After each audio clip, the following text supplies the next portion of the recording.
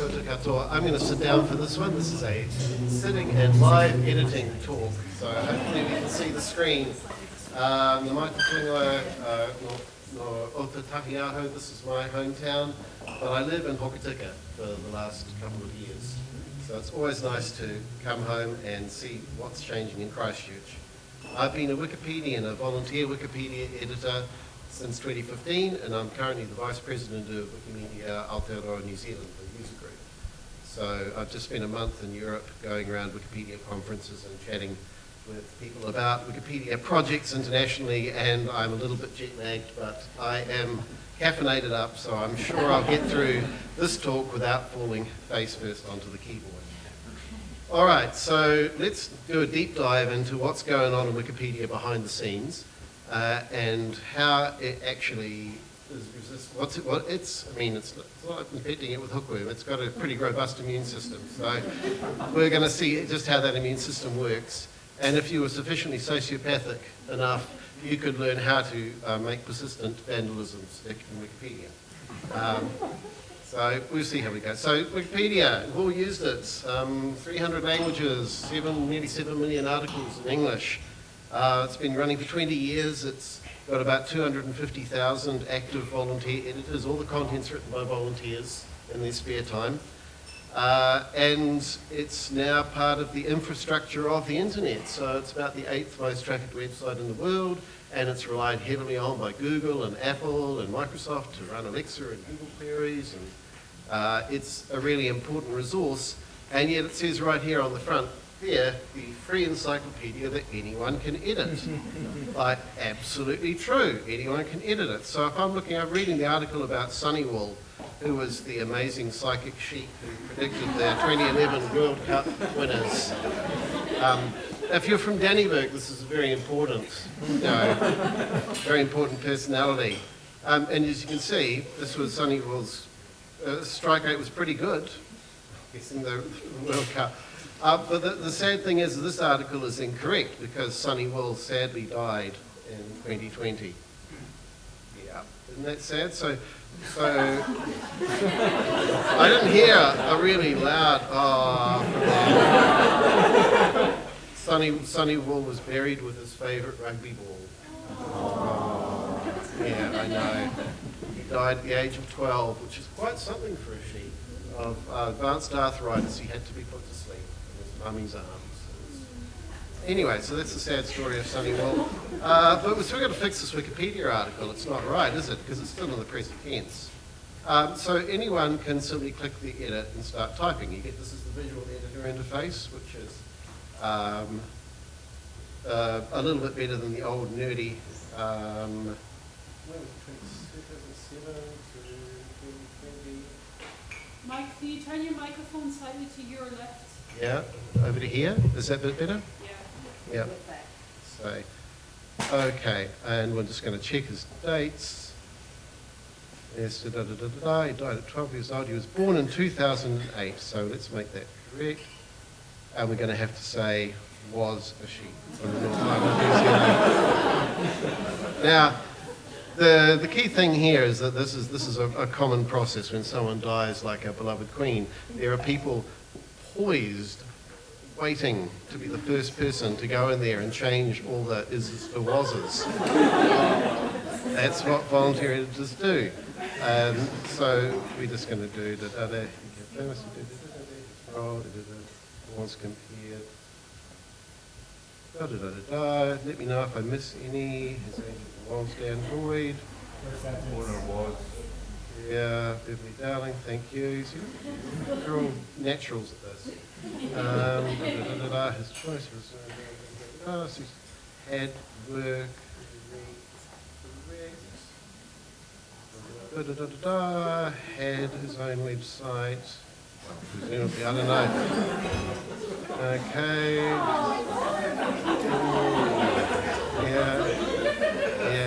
Yeah. Okay. So what I'm going to do, and I'm also going to put in a reference here because, of course, everything in Wikipedia is supposed to be referenced. So we put the site statement there. We're just going to use automatic, paste in that URL. It's usually not bad at generating a good reference. Yeah, that's pretty good. Okay. Insert and go publish changes. Right.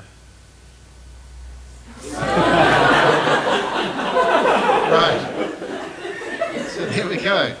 So we've just edited Wikipedia. Now this is something that, of course, any of you can do at any time. There was nothing that stopped me I didn't have to have a qualification in anything to click the edit button. So anyone in the world can theoretically click on this. And of course, the question that's now foremost in your mind is, how the hell does this work? Now, come on. Anyone can do that? This is bonkers. How is it that Wikipedia even exists if it's not full of garbage? If any doofus, any rando can just click edit and type anything they want into an article. And yet Wikipedia is actually surprisingly accurate. If you put it up against a print encyclopedia, it's roughly the same accuracy. Its accuracy on, say, COVID has been really good. It's been praised by the medical community. It's consistently being resistant to junk science and disinformation. So something's going right there, and it's been described as one of these things that doesn't work in theory, it only works in practice. So what is it that makes Wikipedia resistant to any sort of rubbish being put into articles? Something we call vandalism. So let's look at the article for Dannyberg to see some of this in Bless Dannyberg. So for any article, you can actually see what's been going on behind the scenes by clicking on the View History tab here. And this has a complete, so that's me. I've changed the Māori terms they don't need to be italicised in New Zealand English. That's been giant like the birds, but you can see there's an history of every edit ever made and what was changed, and the previous version, every past version is saved for its entire history. So it's all pretty transparent. But what we'll sometimes see is that some of the edits are done by human beings. I know this guy. And some are done by, he lives in Golden Bay. There's an editor, he's an admin, he lives in Auckland. Some of these I don't know. But everyone's got a code name. But what's interesting is that some of the edits are done by human beings and some are done by a series of 4 numbers there, which are anonymous edits. So these are someone who has not actually logged in, created an account and logged in, which it takes 2 minutes to do. It doesn't even require your email address. It doesn't require any personal information. Anyone can make a Wikipedia account and start editing. But if you don't even do that, if you just click on the edit button and you're not logged in, then you get your IP number, which can be used to locate roughly the computer that you're on, but it doesn't tell anyone who you actually are. So somebody says, where is the edit coming from? So if we decide to click on one of these, the previous link here shows us on the 1st of July 2021, what did this person change compared with the previous version? Okay, and they changed the word from despite its high altitude to due to its high altitude. Sometimes often called compared to da-da-da. Well, that actually makes more sense, doesn't it? I think that's probably an improvement. And you can walk your way through the article to see, okay, someone added a short description there on the 23rd of September.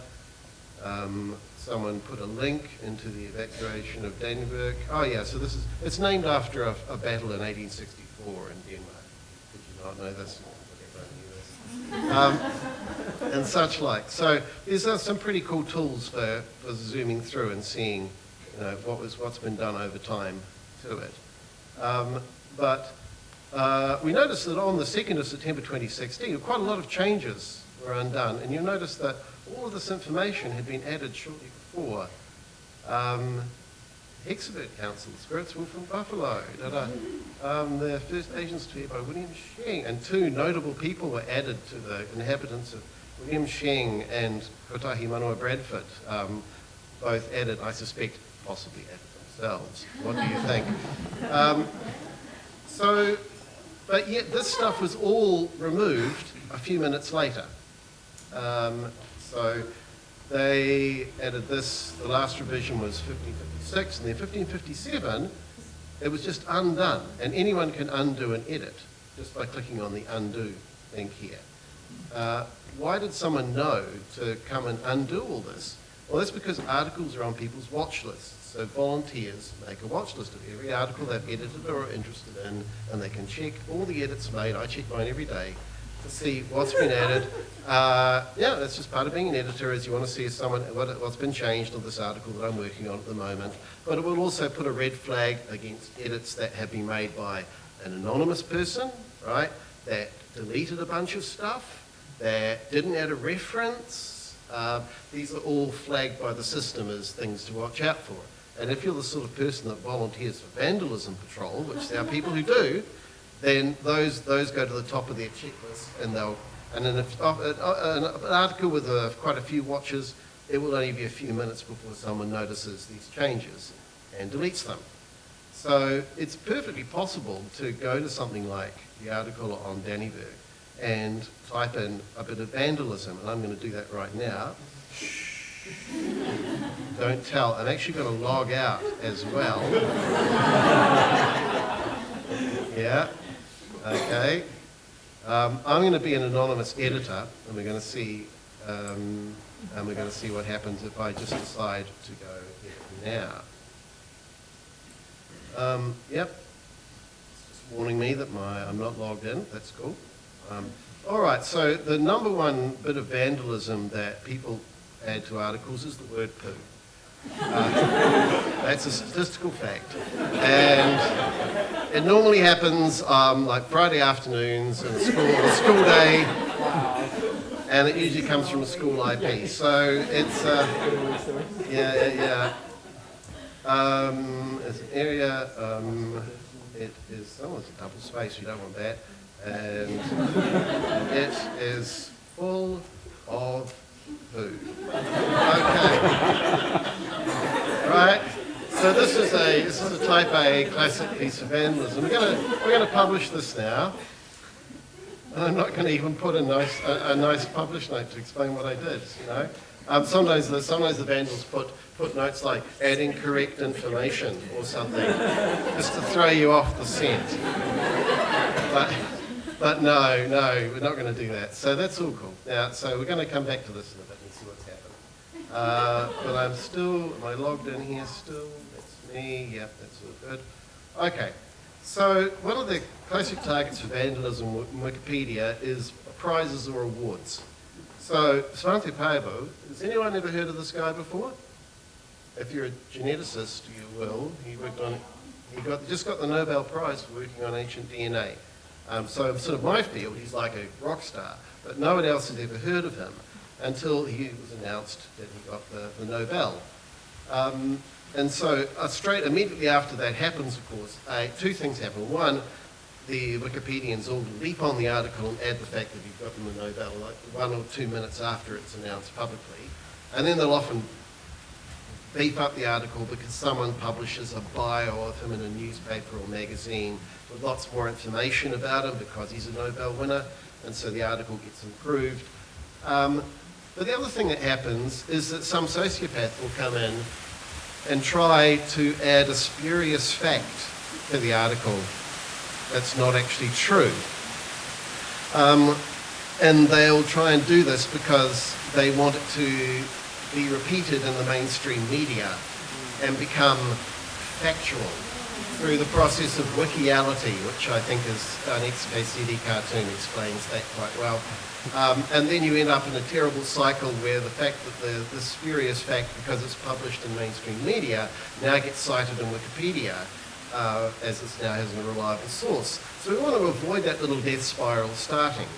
But what you'll see if we go and look at the recent history of Pääbo's article is you'll see, okay, there's an anonymous edit that was immediately reverted. Let's find out what happened. And that happened just a few minutes ago. Oh yeah, they've changed Uppsala University to Uppsala.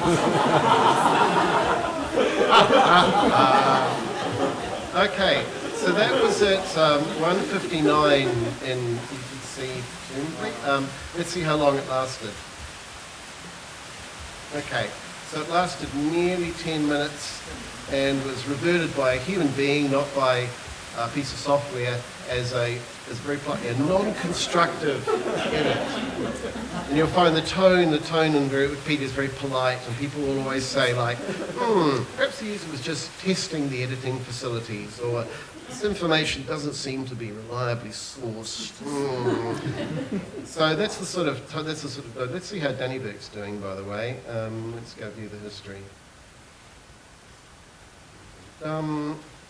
It's been reverted. Okay, and it was reverted within 1 minute. Probably, I'd say, knowing ClueBot, within 15 seconds. So this is a software that just looks for rude words and the word poo. And it reverted possible vandalism. But look, it's even been polite. Reverted possible vandalism by anonymous thing. Diversion by me. Report false positive. Thanks. So there's bots that cruise recent edits and just take out stuff that just seems like obviously this is vandalism.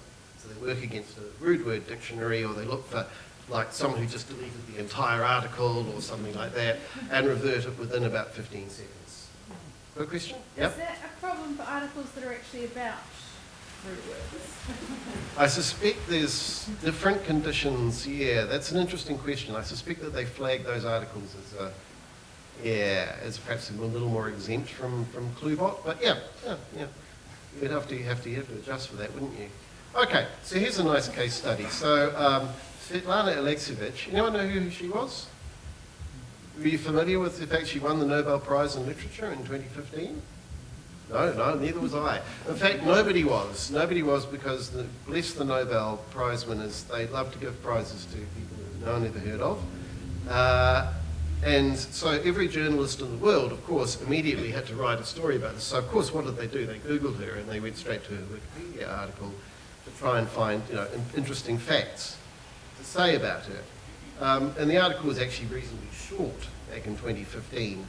But what's really noticeable is what happened very, very soon after that Nobel Prize was announced, is that someone called Geoffrey123, at 9 minutes past, added the sentence that she'd recently worked on Belarus's first carp fishing magazine. Right. Now, if we go and check, like, who's this person, Geoffrey123, you go check their contributions, they have never made any other edits. So this account was created for the sole purpose of adding that piece of interesting information, which you'll see is not sourced in any way. So that was at 9 minutes past, and at 33 minutes past, me came along, and they added a reference straight after that, which was in Russian. So I did Google Translate on it. It was a biography that did not mention carp fishing magazines. So the second clue is, if you want to put plausible vandalism in there, you try and put a reference in, so they don't put citation either, and make sure the reference is in a different language. So not everyone can check it automatically. So, but I did check it automatically and just reverted it because I politely said it doesn't seem to be in that citation. But nevertheless, that edit was live for nearly half an hour, and in that time, Deutsche Welle published this lovely biography of her, which includes the slightly equivocal information, writing about carp fishing in literature. But that's true now, obviously, because this is a reliable source. But you notice they didn't put the ridiculous fact about her writing for a carp fishing magazine. They just, being good journalists, they just sort of fudged it a little bit and said, well, writing about carp fishing, that sounds about right. Okay, and so the consequence of that is that someone put the edit back in, citing the Deutsche Welle, an anonymous person at this point, which I think is probably the same person who put it in the first place, but they'd succeeded. And now they had a real-world source to back up their statement. And I took it out again and said, can we please have an actual source?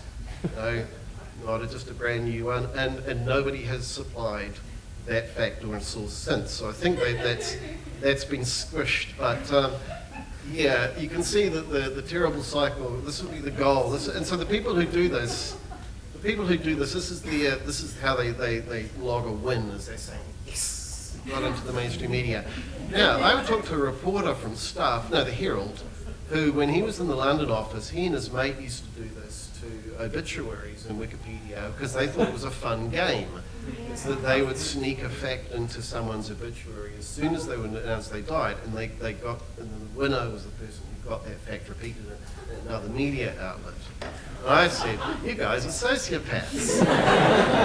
That's just horrible."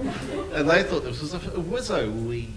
Okay, so this is what people do. So you have to be alert for this, but that means there are Wikipedians who are looking at the announcement of a big piece of news or a breaking prize or obituary or a story like this, and they'll be scrutinizing all the edits to come in to see, is this by a person who's never edited before? Is this fact actually backed up by a reference of any kind? So while it might seem like a good trick if you want to vandalize Wikipedia, to do this little dance here, be aware that people are probably going to find you out. You're going to actually be noticed. In fact, in some cases, there are people whose articles get this done so much that Wikipedia starts to lock them down in different ways. So there's a whole pending changes regime here. I'll scroll down to the table. You've got different protection levels here that says who can actually edit it. So there's a thing called pending changes, which means unregistered or new editors. The change has to actually get approved by someone. Some poor volunteer says, I'm going to do review pending changes. And they have to approve all of these. And if there's persistent vandalism, you can semi-protect the page so that unregistered or maybe registered people just can't edit it. Extended confirmed, for some articles, you actually have to have done a certain threshold of like 30, been on Wikipedia like 30 days and 500 edits and so forth. So there are actual different classes of editor that you can belong to depending on how much editing you've actually done under account. And some articles will be restricted to just those editors. So the example about the Okapi, for example, you can see this little check mark, tells you that this is, it needs to be verified by someone if you wanted to edit the article about Okapi. Presumably there's been a history of strange Okapi facts put up there. Okay? Whereas the article about Donald Trump is you need to be extended confirmed user to change that. So you can't just create an account and start putting things about Donald Trump in here. You actually have had to have built up some form of wiki history. Now, of course, again, if you were sufficiently sociopathic, you could put in the hard yards and, be an editor for a month and diligently fix spelling mistakes and update, Sunny the sheep and such like, and put on the appearance of being a reliable editor and do that work.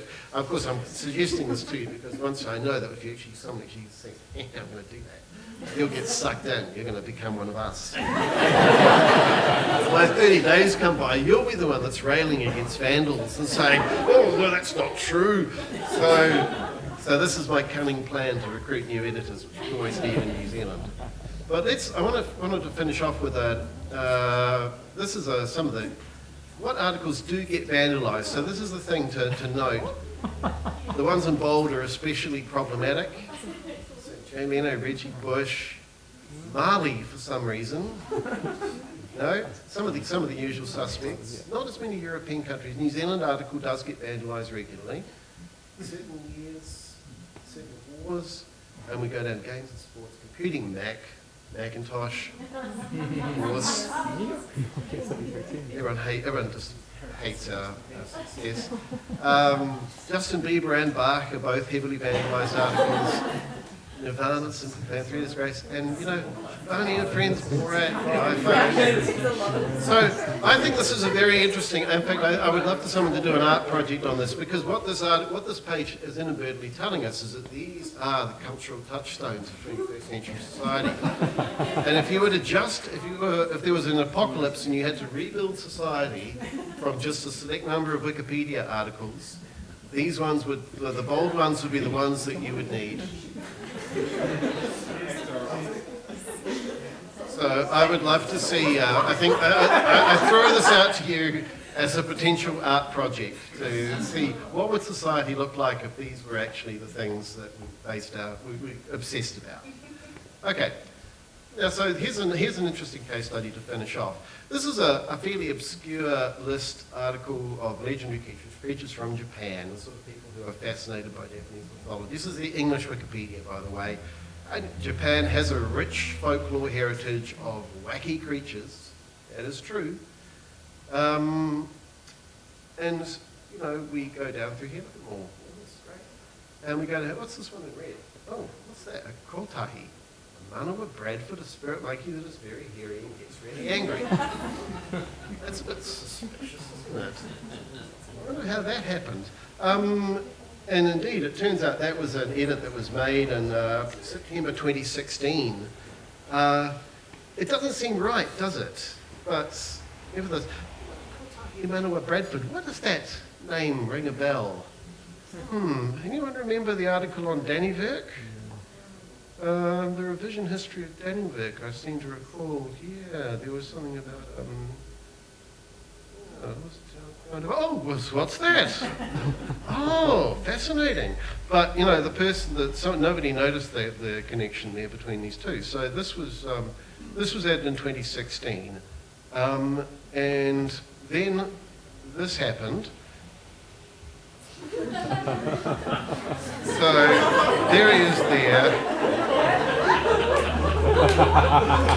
So what happened is that a game company decided they were going to make a Japanese monster-themed game, and these are the monsters that they picked.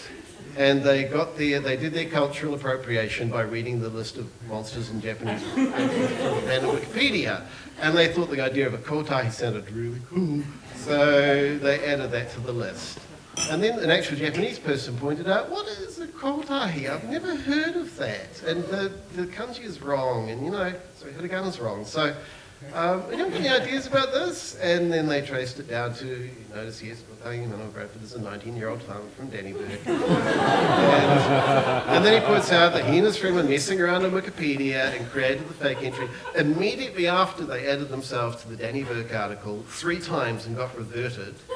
As we can see from the edit history, the very next edits that they made were to the monsters from Japan. So they'd learnt something. They thought, wait a minute, obviously there's a police, in charge of keeping edits clean on Dannyvirk, but no one's looking at this obscure article on Japanese monsters. All we need to do is to put something on there, and then they added a bit of, Japanese to make it look cool. And that sat there for 16 months. And in that time, the game designers came across this and thought, oh, that's great, this is going to be wonderful. They made a game, they ran the Kickstarter, they did the Kickstarter extension that gets you the extra figures, including the kotahi monkey. And the game came out, and everyone had a good laugh. But the fun part is that, the designers, yes, indeed, this was revealed on Twitter. There he is. Check the IP to show that this is when they made the changes. But there's an upside, the game designers actually, after they got in contact with him and they gave him extra copies of the game, including the Kickstarter extras, so he gets to have the kotahi monkey figure. And then they went on the Project NZ to, make a joke about it. So that's rather sweet. It's nice that. So I wouldn't say that you should vandalise Wikipedia just to get yourself a board game character named after yourself. But I mean, it's an interesting tactic. But it was, so the goal, if you want to vandalise Wikipedia, the best thing is to pick an article that nobody's actually reading. And then your chance, and put in something super plausible with a fake other language source or translation, and then it's likely to stick around for over a year before anyone notices. Of course, no one will actually notice it, and no one will see how clever you are because you picked an article that nobody's reading. So it's not as satisfying in some ways as vandalising Donald Trump's article, but you can't just do that. So that's my advice for vandalising Wikipedia is to try and do something as obscure as possible. And the best possible thing that could happen is that you get your vandalism is immortalised in a Kickstarter board game, but it's probably not going to happen. It's likely that some nerd like me will come along and write a huffy little note about it. So that's how it all works. I'm hoping that the story of Kotahi Manawa Bradford is a great inspiration to you, and that you decide to embark on a career of vandalising the information infrastructure of the web, because what could go wrong? And I'm happy to take questions about the obscure bits of Wikipedia. Thank you very much.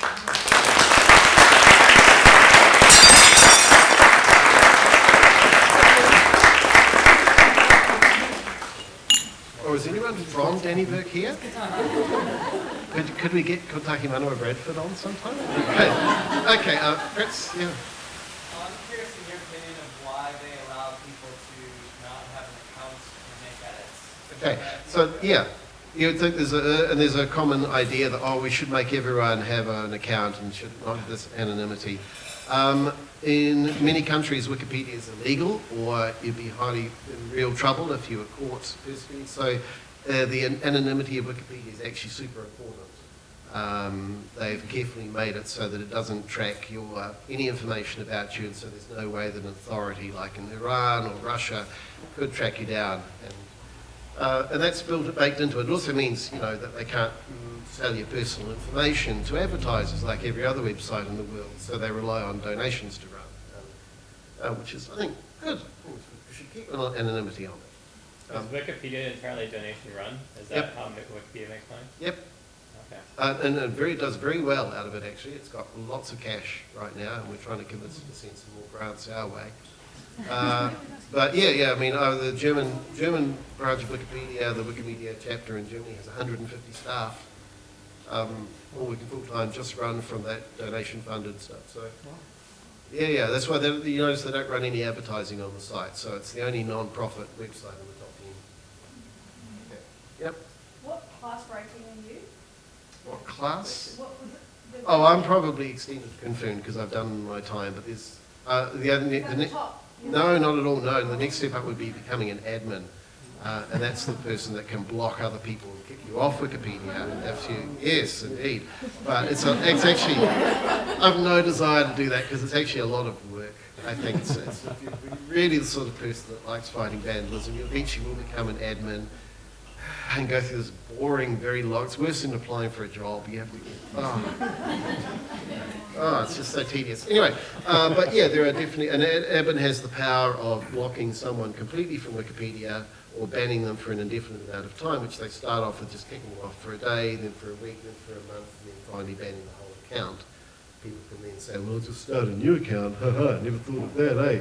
And actually there's lots of ways of tracking whether patterns of editing are consistent between one account and another, and they use them in the case of people who seem to be just creating new accounts for themselves. So there's a lot of technical ways of dealing with really persistent bad actors in Wikipedia, but that's luckily a level that I don't want to have to get into.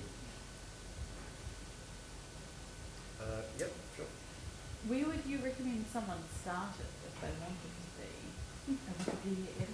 Oh, well, okay. Well, we actually do some meetups, and Wellington has a monthly meetup. There's some Christchurch events. If you ever hear about an editathon running, that's a good way to get started. We've run some at the Christchurch Art Gallery and various places around town. You can actually teach yourself most everything. It's all the help files on the site are pretty good. There's tutorials online as well. I'd recommend just starting off with making simple improvements and corrections to a local article about Christchurch or the environs, based on reliable sources like magazines, stories, news stories, books, and just work your way out from that rather than immediately, which a lot of people think they should want to try and create articles about living people who are not properly represented in Wikipedia. Biographies of living people is actually quite a difficult thing to do well because the standards are quite high for that for obvious reasons. So I recommend beginners just start off with improving and fleshing out current articles around an area that you're sort of interested in. And don't pick an area that you're an expert in, I would say, even though people think, again, I've just done my PhD on, Samuel Johnson. I think the Samuel Johnson article's terrible, and I'm going to rewrite it and show all those idiots who think they're right. Don't do that. It's not probably a good place to start Wikipedia from, is from a very detailed academic narrow focus. And just start with something that of interest to, and all you need to do at Wikipedia is be able to use a library and write, basically. And so anyone who can do research and write an essay is equipped to be a Wikipedia editor. And you had a question? So it seems there's a lot of trust involved with Wikipedia. Is there any social graphs or trust network visuals out there to identify the contributors to Wikipedia and the bad actors? Yeah, there's quite a lot of, because all the edits are transparent, everyone's editing history is completely visible at all times, and so there's lots of statistics and analytics put together on individual editors. Anyone can, and everyone has, even as soon as I want to see what someone's been doing, let's go to the first edit that actually has a person attached to it. Oh, all these anonymous edits. So we go to someone like GadFem. GadFem has a user page, you know, which sets out what they do. His is actually quite short, mine's quite long, and we can see for GadFem all of GadFem's contributions, like every edit he's ever made, going right back. Okay, so this sort of radical transparency means that it's really easy to see what other people have been doing. It also means the tone on Wikipedia is quite open too, because you can't, if you want to start and try and have a fight with someone or start an edit war going backwards and forwards, anyone can see it happening, and as soon as you've had more than 3 back and forths battling over an article, it's locked down and the editor will come and kick you both off and say, you know, you guys take a breather. Stop that. And you'll be kicked off Wikipedia for you know, impolite language or you know, being mean to someone and being mean to the newbies are good ways to get locked. So yeah, it's got a really interesting social network dynamic. The people who do also because it's all transparent, academics love to study Wikipedia and do big data research on patterns of editing and patterns of article change and so forth. So there's lots and lots of papers coming out all the time, and enough to run a whole conference each year just on the using the patterns of the social graph as a data source. Not my area of expertise, but there's like easily forge some references. Who else had a question? Oh, I was just going to ask, could you show us your stats? Yeah, sure. Let's see. So what have I got? Let's go to my user page. Right. Let's see. User contributions. There. This is all public. So that's all the stuff I've ever done. There we go. And I've got my edit count. Here we go. So here.